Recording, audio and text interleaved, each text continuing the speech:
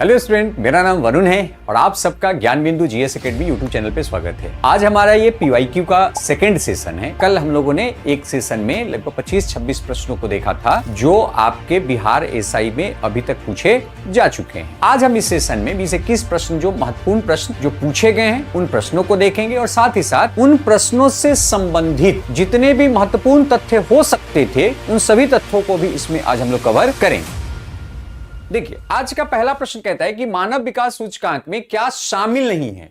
आप लोगों को याद होगा, अगर मेरा पहले वाला वीडियो अगर आप देखे होंगे तो आपको पता होगा कि क्या इसमें शामिल नहीं है और मानव विकास जो सूचकांक है इसको प्रकाशित करने का काम किसका है। तो कल मैंने आपको बताया था कि ये जो ह्यूमन डेवलपमेंट इंडेक्स है HDI, इस HDI को प्रकाशित करने का काम किसका है? UNDP का है, यूनाइटेड नेशन डेवलपमेंट प्रोग्राम का है। इसका काम है इसको क्या करना? पब्लिश करना। और मैंने आपको बताया था कि महबूब उल हक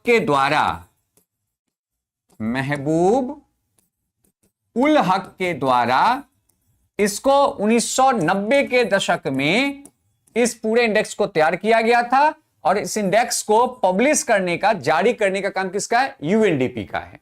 ठीक है, UNDP जो ये HDI जारी करती है, मैंने कल भी इसके बारे में आपको बताया था कि इसमें मूलतः 3 आयाम पर फोकस करती है, अर्थात 3 आयाम से डेटा को कलेक्ट करती है। जिसमें पहला था शिक्षा अर्थात एजुकेशन, पहला इसमें क्या था? शिक्षा। दूसरा क्या था? स्वास्थ्य। दूसरा किस पर ये फोकस करता है? ये स्वास्थ्य पे फोकस करता है।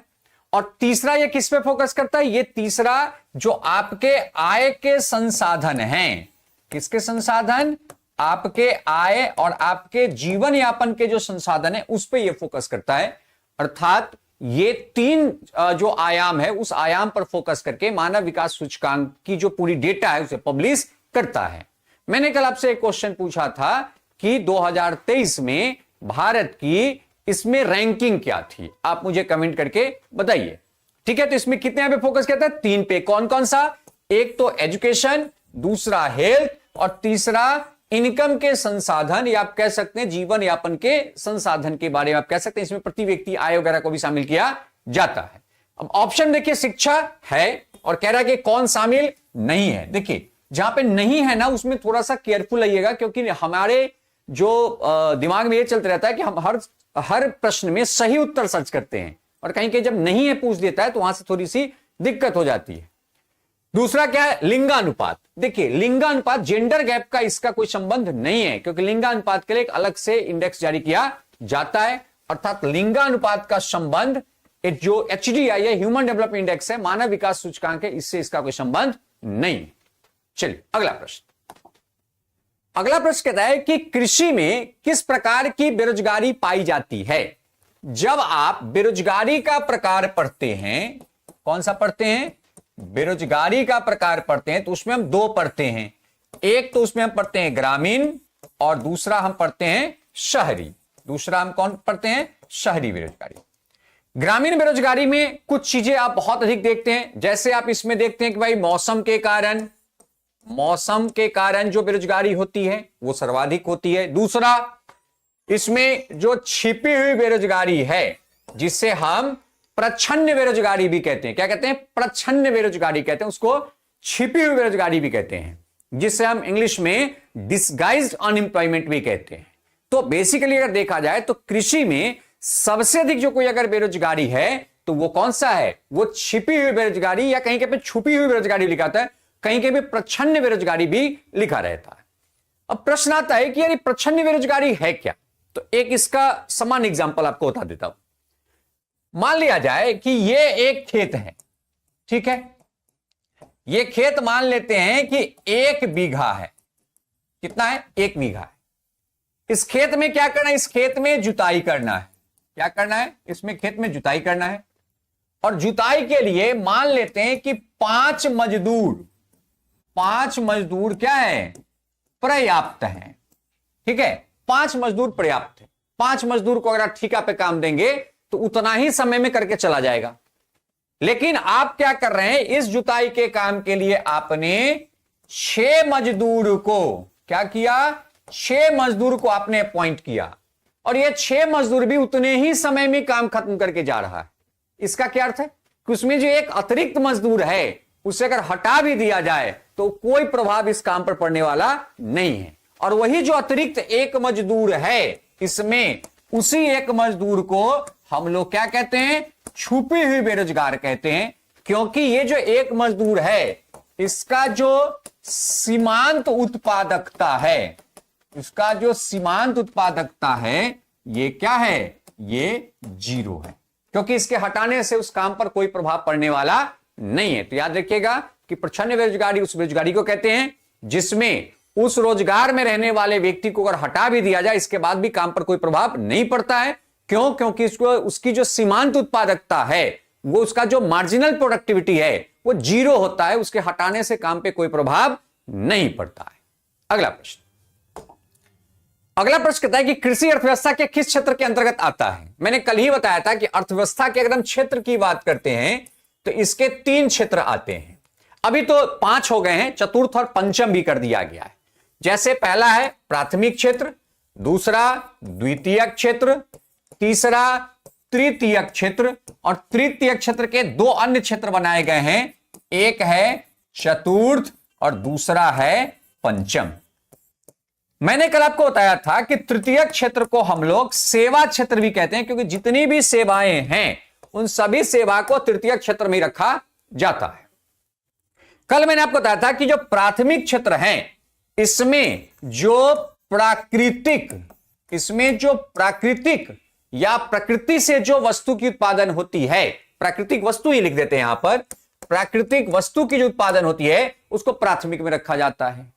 और द्वितीयक क्षेत्र वो क्षेत्र है जो प्राथमिक क्षेत्र से क्या लेता है, कच्चा माल लेकर और उससे क्या बनाता है, अंतिम वस्तु का निर्माण करता है या अंतिम उत्पाद का निर्माण करता है, उसको द्वितीयक क्षेत्र कहते हैं। अर्थात जितनी भी इंडस्ट्रियल एक्टिविटी होती है, औद्योगिक प्रक्रिया के तहत जो वस्तु बनाई जाती है, वो सभी वस्तु किसमें आते हैं, द्वितीयक क्षेत्र में। प्रकृति के तहत, अर्थात हमारी जो कृषि है, एग्रीकल्चर है, हमारा जो वन का क्षेत्र है, हमारा जो मत्स्य उत्पादन है, कुक्कुट उत्पादन है, दुग्ध उत्पादन है, ये सब के सब किसमें आ जाते हैं, प्राथमिक क्षेत्र में आ जाते हैं। अर्थात कृषि जो है वो अर्थव्यवस्था के किस क्षेत्र का ये सब्जेक्ट है, तो ये कृषि जो है वो अर्थव्यवस्था के प्राथमिक क्षेत्र का विषय है। नेक्स्ट अगला प्रश्न कहता है कि विनिर्माण अर्थव्यवस्था के किस क्षेत्र का है। अभी जस्ट आपको बताए हैं कि विनिर्माण मतलब मैन्युफैक्चरिंग मतलब उसमें क्या हो रही है, विनिर्माण की प्रक्रिया जो होती है, इसमें उद्योग जो होते हैं ना, उद्योग का भी यहां पर बहुत बड़ा रोल है। यहां जो है ना, उद्योग जितने भी है या औद्योगिक प्रक्रिया है, जिसको हम लोग इंडस्ट्रियल एक्टिविटी कह सकते हैं। क्या कहते हैं उसको हम लोग कहते हैं इंडस्ट्रियल, उसको कहते हैं इंडस्ट्रियल एक्टिविटी। ठीक है, तो इंडस्ट्रियल एक्टिविटी जहां पर किसकी जरूरत होती है, जहां पर उद्योग कार्य करता है और जहां पर कच्चा माल किस क्षेत्र से लाता है, तो ये प्राथमिक क्षेत्र से लाता है। किस क्षेत्र से, प्राथमिक क्षेत्र से लाता है। इस प्रक्रिया को ही कहते हैं मैन्युफैक्चरिंग, विनिर्माण। अर्थात कच्चा माल से एक अन्य वस्तु बनाने की प्रक्रिया को विनिर्माण, मैन्युफैक्चरिंग कही जाती है। और ये जो प्रक्रिया है, ये अर्थव्यवस्था के किस क्षेत्र का है, द्वितीयक क्षेत्र का है, क्योंकि इसमें कौन सी एक्टिविटी होती है, इंडस्ट्रियल एक्टिविटी होती है। नेक्स्ट कहता है एक वस्तु है गिफन गुड्स। वस्तु के बहुत प्रकार हैं। जैसे सामान्यतः वस्तु को हम 2 पार्ट में बांटते हैं, ड्यूरेबल, नॉन ड्यूरेबल। ठीक है, फिर ड्यूरेबल के भी बहुत सारे पार्ट हैं, और खास करके वस्तु को डिमांड, लॉ ऑफ डिमांड, मांग के नियम के आधार पर भी वस्तुओं को डिवाइड किया गया है। उसमें एक वस्तु है गिफन गुड्स। ये जो गिफन गुड्स है, या कहीं पे गिफन भी लिखा रहता है, गिफन गुड्स जो है ना, ये लॉ ऑफ डिमांड को, अर्थात जो मांग का नियम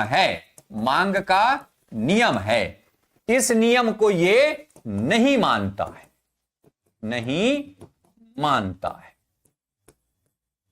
ठीक है, मांग के ये क्या है, ये मांग के नियम को नहीं मानता है।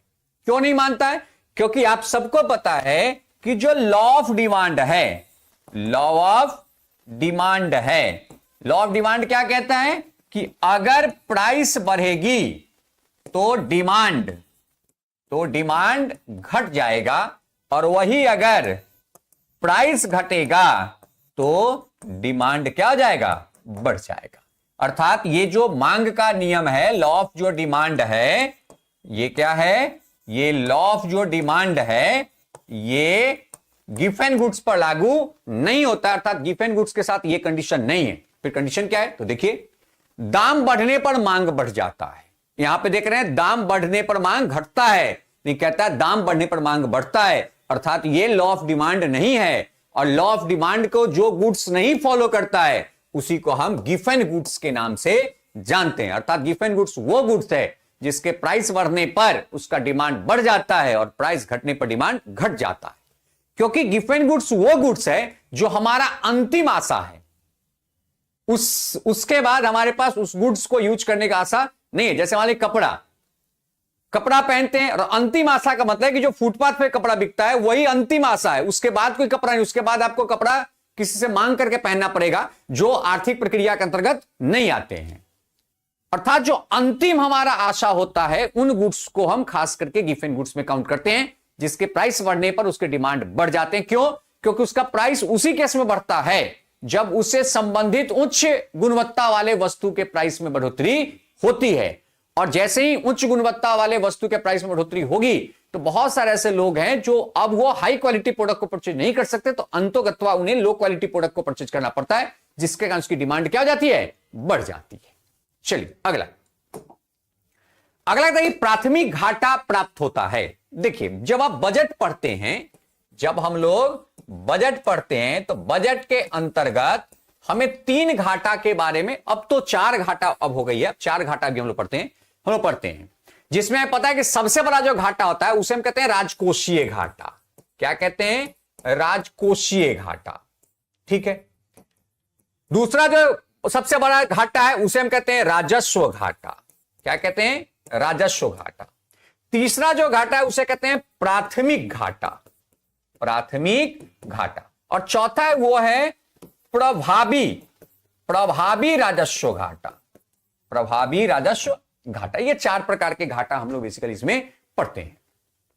कहता प्राथमिक घाटा क्या है? तो देखिए, प्राथमिक घाटा कहने का अर्थ होता है कि सरकार बजट के समय जितना कर्ज लेती है, ठीक है, और पहले से लिए गए कर्ज पर जितना ब्याज देती है, इसके बीच का जो अंतर होता है, इसके बीच का जो अंतर है, इसी अंतर को हम लोग क्या कहते हैं? प्राथमिक घाटा कहते हैं। ठीक है। और ये जो कर्ज की राशि है, इस कर्ज की राशि को हम लोग राजकोषीय घाटा कहते हैं। क्या कहते हैं इसको? राजकोषीय घाटा कहते हैं। तो इसका 2 फॉर्मूला होगा प्राथमिक घाटा का। एक तो क्या होगा? कर्ज की राशि माइनस ब्याज भुगतान, ब्याज भुगतान। एक तो ये होगा। दूसरा हो जाएगा इसका फॉर्मूला राजकोषीय घाटा, राजकोषीय घाटा माइनस ब्याज भुगतान। क्या होगा? ब्याज भुगतान। इसका 2 फॉर्मूला आपको यहां पर हो जाएगी। तो आप यहां पे देख लीजिए कौन कौन सा है। तो पहला है राजकोषीय घाटा ब्याज भुगतान, अर्थात ये यही है। अर्थात इसका सही उत्तर क्या हो जाएगा? इसका सही उत्तर ए हो जाएगा। या वो भी लिख सकता था कि कर्ज माइनस ब्याज भुगतान, या ली गई कर्ज माइनस ब्याज भुगतान, या बोरोइंग माइनस ब्याज भुगतान, तो वो भी उसका सही क्या होता? उत्तर होता। चलिए अब आता है राजकोषीय घाटा क्या है। तो सरकार जितना खर्च को पूरा करने कर्ज देती है उसे राजकोषीय घाटा कहते हैं। सरकार जितना राजस्व प्राप्ति किया और जितना राजस्व खर्च किया उसके बीच के अंतर को हम क्या कहते हैं? राजस्व घाटा कहते हैं। और जब राजस्व घाटा में से वैसे राजस्व व्यय जिसका संबंध भविष्य में पूंजी निर्माण से संबंधित है उसको माइनस करने के बाद जो मिलता है उसी को हम क्या कहते हैं? प्रभावी राजस्व घाटा कहते हैं। आप लोग मुझे कमेंट करके बताइए कि 2025-26 के बजट में सरकार के द्वारा राजकोषीय घाटा, राजस्व घाटा, प्राथमिक घाटा और प्रभावी राजस्व घाटा का लक्ष्य जीडीपी के प्रतिशत में कितना रखा गया है, क्योंकि यह प्रश्न कंटिन्यू पूछा जाता है। तो आप मुझे कमेंट करके बताइए कि इन सबों का 2025-26 बजट में, 2025-26 बजट में सरकार के द्वारा कितना प्रतिशत का लक्ष्य लिया गया है। अगला प्रश्न कहता है कि भारत में गरीबी निर्धारण किस विधि द्वारा की जाती है या की जा रही है या किया जाता है। तो देखिए, प्रारंभ में 1962 में सबसे पहले यह प्रक्रिया शुरू हुई थी आजादी के बाद। तो उस समय कैलोरी बेस का कंसेप्ट आया था, ठीक है। उस समय वाई के अलग समिति भी आई थी, नीलकांत दांडेकर समिति भी आया था। तो उन समितियों के द्वारा ये सारे के सारी प्रक्रियाएं दी गई थी। लेकिन 2005 में जब तेंदुलकर कमेटी आई है, सुरेश तेंदुलकर कमेटी आई है, 2012 में श्री रंगराजन कमेटी आई है, तो इन कमेटियों के द्वारा ये जो गरीबी निर्धारण का जो मेथड है, गरीबी निर्धारण का जो विधि है, इसमें परिवर्तन किया गया और इस विधि के तहत वर्तमान में उपभोग व्यय विधि का उपयोग किया जाता है, जिसमें आप दो कमेटी के बारे में ऑलरेडी आप पढ़ते हैं। वो दो कमेटी कौन कौन है? तो एक है तेंदुलकर कमेटी, एक कौन है?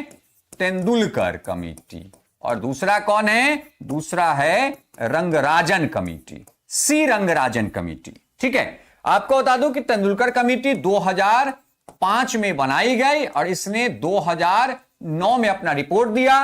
रंगराजन कमेटी को 2012 में बनाया गया, 2014 में इसने अपना रिपोर्ट दिया। इन दोनों ने शहरी और ग्रामीण क्षेत्र, रूरल और अर्बन क्षेत्र के लिए अलग अलग डेटा दिया है। इसके अकॉर्डिंग कहा गया, तेंदुलकर कमेटी के अकॉर्डिंग कहा गया कि जो रूरल क्षेत्र है वहां अगर 816 रुपया प्रति माह कोई व्यक्ति उपभोग व्यय के लिए कमाता है तो वो गरीबी रेखा पर है, और शहरी क्षेत्र में अगर कोई व्यक्ति प्रति माह 1000 रुपये कमाता है तो वो गरीबी रेखा पर है।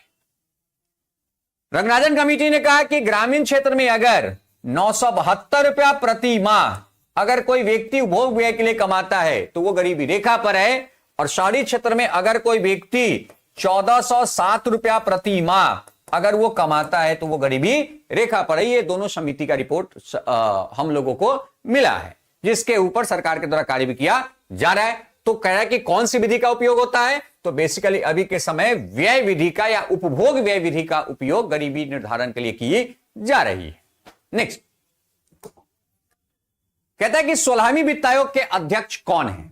आपको पता है कि प्रत्येक 5 वर्ष पे वित्त आयोग की गठन की जाती है राष्ट्रपति के द्वारा। 16वीं जो वित्त आयोग है इसका जो है ये 2026 से लेकर के 31 तक ये कार्य करेगी।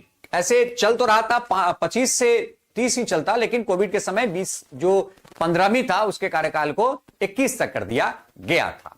और जो 15वीं वित्त आयोग जो बनी थे उसके अध्यक्ष कौन थे? तो उसके अध्यक्ष थे एनके सिंह, और जो 16वीं वित्त आयोग है वो है नीति आयोग के उपाध्यक्ष, प्रथम उपाध्यक्ष अरविंद पानागारिया, और ये 16th फाइनेंस कमीशन के अध्यक्ष इनको बनाया गया है। क्योंकि फाइनेंस कमीशन का काम क्या होता है?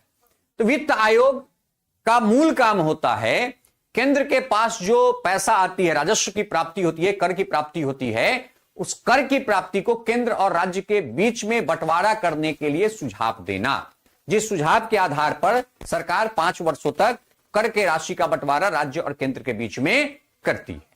अगला प्रश्न कहता है कि बहुराष्ट्रीय निगम से संबंधित सही कथन चुनिए। देखिए, बहुराष्ट्रीय कल भी मैंने बताया था, इसको मल्टीनेशनल कंपनी कहते हैं, जिसका कार्य एक से अधिक देश में हो, अधिक देशों में हो, इसी को हम लोग बहुराष्ट्रीय कंपनी या इसी को मल्टीनेशनल कंपनी एमएनसी कहते हैं। देखिए उत्तर क्या है इसमें, थोड़ा सा पहला देखते हैं। एक से अधिक देशों में उत्पादन पर नियंत्रण एवं स्वायत्त रखना एकदम सही है। दूसरा, एक से अधिक लाभ कमाने के उद्देश्य से उस देश में कारखाना स्थापित करना जहां सस्ता श्रम संसाधन उपलब्ध है, अर्थात ये इसका उत्तर क्या जाएगा? इसका उत्तर हो जाएगा सी, कि 1 और 2 दोनों जो है ये किससे संबंधित है? ये बहुराष्ट्रीय निगम का अर्थ होता है कंपनी, संगठन, ठीक है। तो बहुराष्ट्रीय जो निगम है उससे संबंधित पहला और दूसरा इसका ऑप्शन है। नेक्स्ट कहता है कि डब्ल्यूटीओ का पूर्ववर्ती संस्था के रूप में क्या जाना था? आपको पता है कि 48 से जीएटीटी, ठीक है, general agreement of territorial trade की स्थापना किया गया था। ये 1 जनवरी 1948 से 1 जनवरी 1948 से ये अपना कार्य करना प्रारंभ किया था और 1995 में 1995 में उरुग्वे राउंड समिट के बाद जीएटीटी को हटा करके इसके जगह पर किसको लाया गया? इसके जगह पर डब्ल्यूटीओ को लाया गया। और आपको बता दूं कि भारत जो है ना इन दोनों संगठन का, डब्ल्यूटीओ और जीएटीटी का फाउंडर मेंबर है। क्या है? फाउंडर मेंबर है। ठीक है, तो याद रखिए कि ये क्या है, ये दोनों का फाउंडर मेंबर है भारत। तो कहता है कि पूर्ववर्ती संस्था कौन है? तो इसके जो पूर्ववर्ती संस्था है वो जीएटीटी है। ठीक है, तो general agreement tariff and trade है, अर्थात ये पहला उत्तर इसका सही है। टैरिफ और व्यापार पर सामान्य समझौता, और इसी को क्या कहते हैं? इसी को जीएटीटी कहते हैं। और जीएटीटी के लिए जो बेसिकली जो समझौता हुआ था सर्वप्रथम वो 1947 में हुआ था। 23 कंट्रियों के द्वारा इस पर हस्ताक्षर किया गया था, जिसमें भारत भी इसके फाउंडर मेंबर है। नेक्स्ट, अगला यहां पे कहता है, प्रश्न है कि किसी वर्ष में प्रत्येक क्षेत्र के अंतिम वस्तुओं और सेवा का उत्पादन, कहता है कि किसी वर्ष में प्रत्येक क्षेत्र से अंतिम वस्तुओं और सेवा का उत्पादन को क्या कहते हैं? देखिए एक चीज को समझिए, थोड़ा सा इसको कंसेप्ट समझिए। जैसे आपने कहा कि क्षेत्र, तो मैंने कहा कि अर्थव्यवस्था के 3 क्षेत्र, कौन कौन? प्राथमिक, द्वितीयक और तृतीयक। और इन तीनों क्षेत्र से जो अंतिम उत्पाद का उत्पादन होता है, इसके मौद्रिक मूल्य को, इसके क्या कहते हैं? मौद्रिक मूल्य को हम लोग सामान्य अर्थ में क्या कहते हैं? जीडीपी कहते हैं। तो जीडीपी का ही डेफिनेशन है कि एक वित्तीय वर्ष के दौरान एक देश के घरेलू क्षेत्र में प्राथमिक, द्वितीयक तथा तृतीयक क्षेत्र से जितने भी वस्तु तथा अंतिम वस्तु तथा सेवा की उत्पादन होती है, उसके मौद्रिक मूल्य को सकल घरेलू उत्पाद अर्थात ग्रॉस डोमेस्टिक प्रोडक्ट कहते हैं। और ये क्या है? जीडीपी। तो जीडीपी तीनों क्षेत्र से जो अंतिम उत्पाद हुए उसका एक एग्रीगेट वैल्यू देता है। अर्थात यहां पर उत्तर में देख लीजिए कौन है, तो कहता है उस क्षेत्र का कुल उत्पादन, उस क्षेत्र का कुल आय और व्यय, एकदम नहीं होगा। उस क्षेत्र का कुल आय, इसकी बात नहीं होती है। उस क्षेत्र का कुल व्यय, तो मूल रूप से क्या कहेंगे कि उस क्षेत्र के कुल उत्पादन को ही हम लोग बेसिकली किस रूप में जानते हैं? तो जीडीपी के रूप में जानते हैं। चलिए अगला प्रश्न कहता है कि किस संस्था द्वारा सूचकांक प्रदाताओं के लिए नियामक ढांचों को मंजूरी दी जाती है? देखिए सूचकांक मतलब इंडेक्स, सूचकांक मतलब इंडेक्स की बात हो रही है। और इंडेक्स का जो संबंध है ये बेसिकली शेयर बाजार से है। किससे है? शेयर बाजार से। और आपको पता है कि शेयर बाजार पर जो कंट्रोल है, यह शेयर बाजार का कंट्रोल अथॉरिटी है, उसका क्या नाम है? Security and exchange board of India, जिसकी स्थापना आप लोगों को पता है कि 1988 में किया गया था और 4 वर्ष के बाद 1992 में इसको संवैधानिक अधिकार भी दिया गया था, सेबी एक्ट भी बनाई गई थी। ठीक है, तो यहां पे साफ साफ है कि जितने भी सूचकांक है, जैसे आप देखते हैं ना निफ्टी, सेंसेक्स, ये सब जो है ना, ये सब सूचकांक है शेयर बाजार का, जिसमें बहुत सारी कंपनियां रजिस्टर्ड होती है और इन सब को कंट्रोल करने का काम किसका है? सेबी का है। अगला प्रश्न कहता है टिस्को एक टाटा की कंपनी है, जिसकी जो स्थापना है ये 1907 में किसके द्वारा किया गया था? टाटा ग्रुप के द्वारा किया गया था। ठीक है, और ये कैसी संस्था है? तो याद रखिएगा ये निजी संस्था है। ये कैसा है? ये निजी संस्था है, अर्थात ये प्राइवेट संस्था, इसमें सरकार की कोई पूंजी लगी हुई नहीं है। तो कहता है कि टिस्को कंपनी के स्वामित्व के आधार पर किस क्षेत्र की कंपनी है? तो याद रखिए कि टिस्को किसकी कंपनी है? निजी क्षेत्र की कंपनी है। और ये किस समूह का है?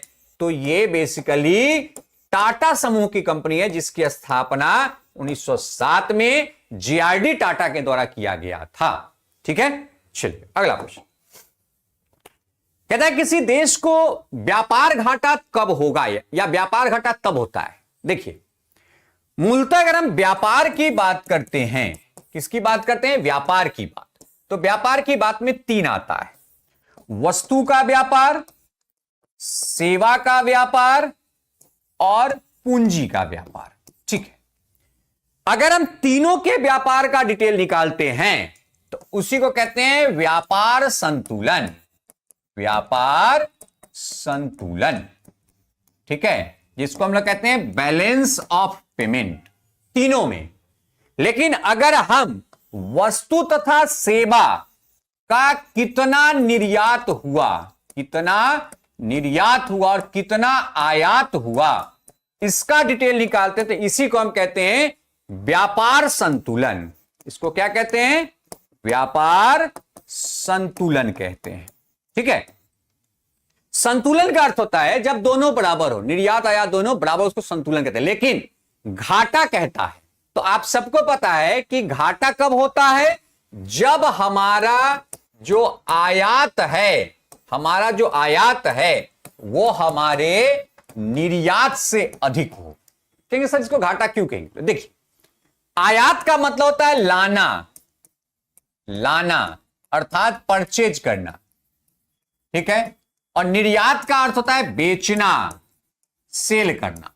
तो जब हम बेचते हैं तो हमें पैसे प्राप्त होती है, और जब हम परचेज करते हैं तो हमें पैसा देना होता है, अन्य देशों को देना होता है। तो पैसा देना अर्थात ये जो प्रक्रिया है ये नेगेटिव प्रक्रिया है, और पैसा प्राप्त करना क्या है, पॉजिटिव प्रक्रिया है।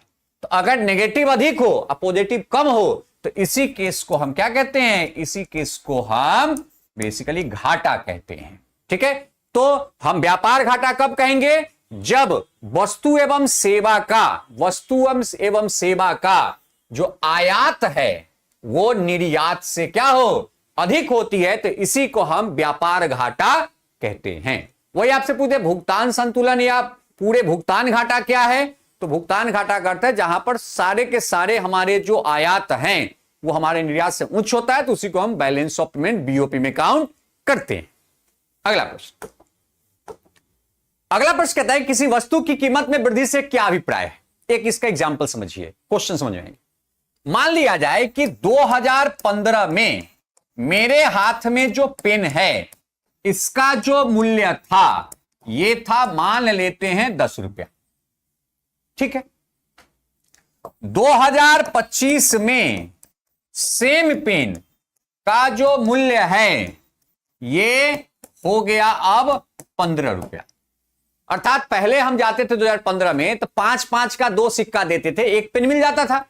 मतलब यहां पर हमें 5 का 2 क्वाइन देना पड़ता था। ठीक है, अब हमें 3 क्वाइन देना पड़ रहा है, 5 का अब 3 क्वाइन देना पड़ रहा है, अर्थात 1 क्वाइन अब अतिरिक्त देना पड़ रहा है। क्यों, क्योंकि यह साफ साफ दिखाई देता है कि वस्तु का मूल्य बढ़ गया तो हमें अब क्वाइन की हमारी जो वैल्यू थी वो घट गई। अगर घटती नहीं तो हमें 2 क्वाइन में ही या 1 क्वाइन में ही खरीद लेते, लेकिन एक्चुअली यहां पे हुआ क्या कि वस्तु की जो मूल्य बढ़ी, वस्तु का कहता है कि जब वस्तु का मूल्य जब बढ़ता है तो आप समझ लीजिए कि इस केस में मुद्रा का मूल्य क्या होता है, घटता है। तो देखिए यहां पे केवल मुद्रा के मूल्य में वृद्धि कहां से होगा, केवल मुद्रा के मूल्य में गिरावट। चलिए ये ऑप्शन अभी तक ठीक है। केवल वस्तु के मूल्य में वृद्धि नहीं, केवल वस्तु नहीं, मुद्रा के मूल्य में गिरावट और वस्तु के मूल्य में वृद्धि होती है। कभी कभार चारों ऑप्शन को देखना भी जरूरी होता है, क्योंकि उस टाइप के ऑप्शन होते हैं जहां पे एक से अधिक ऑप्शन को कंबाइन करके दिया जाता है। तो इस केस में क्या डी ऑप्शन होगा। लेकिन अगर डी ऑप्शन नहीं होता तो उस केस में होता है कि मुद्रा के मूल्य में गिरावट होगी।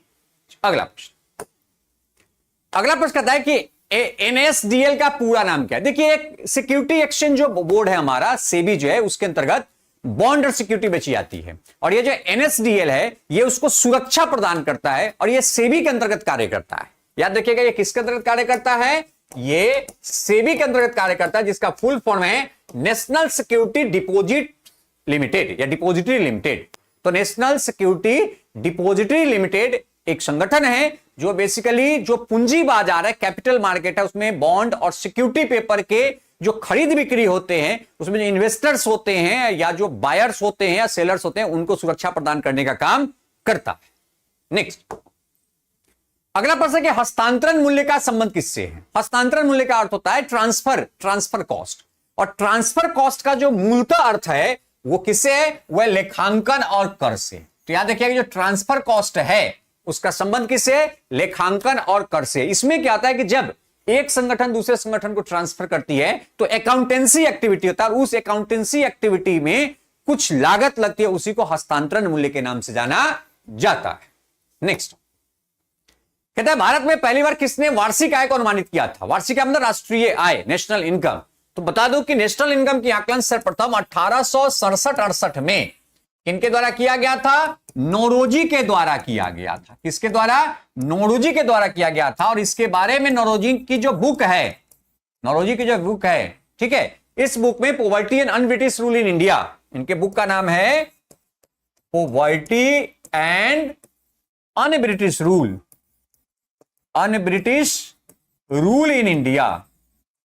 In India. इसी बुक में दादा भाई नौरोजी ने यह दिया था, और यह बुक 1901 में लंदन में इस बुक को प्रकाशित किया गया था।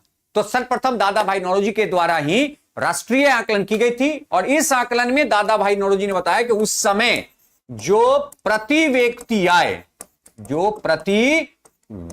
आय थी वो मात्र कितना था? मात्र 20 रुपया था। तो याद रखिए कि दादा भाई नौरोजी के द्वारा 1867-68 में प्रथम बार राष्ट्रीय आय को आकलित करने का प्रयास किया गया था। अगर आपसे पूछ दे कि वैज्ञानिक विधि का उपयोग, किसका पूछ दे? वैज्ञानिक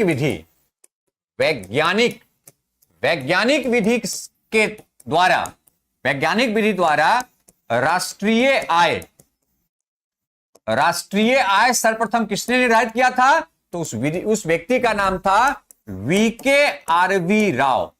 क्या नाम था उनका? वीके आरवी राव, जिनके द्वारा 1931 में उन्होंने राष्ट्रीय आय के आकलन वैज्ञानिक विधि के द्वारा किया था।